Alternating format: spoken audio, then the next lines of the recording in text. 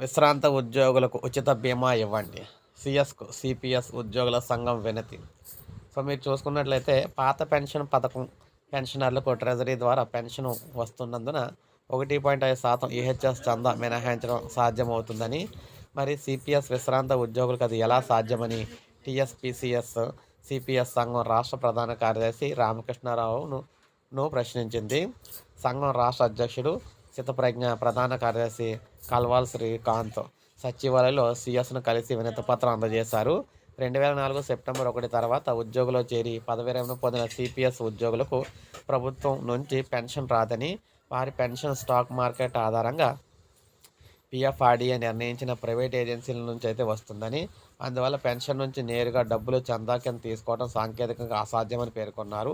అందువల్ల విశ్రాంత సిపిఎస్ ఉద్యోగులకు ఉచిత వైద్య ఆరోగ్య బీమాను వర్తింపజేయాలని కోరారు. 2316 మంది విశ్రాంత సిపిఎస్ ఉద్యోగులు ఉన్నారని, వారు తీవ్ర ఆందోళనకు గురవుతున్నారని తెలిపారు. అలాగే ఈహెచ్ఎస్ ట్రస్ట్లో సిపిఎస్ సంఘం నుంచి సభ్యుడిగా అవకాశం ఇవ్వాలని కూడా కోరారన్నమాట. సో ఈ విధంగా విశ్రాంత ఉద్యోగులకు సంబంధించి ఉచిత బీమా కల్పించాలని సిఎస్ని అయితే కలవడం జరిగింది. సో ఇది మనకు అప్డేట్. ఒక లైక్ చేయండి, సబ్స్క్రైబ్ చేసుకోండి, మన ఛానల్ సబ్స్క్రైబ్ చేసుకోండి.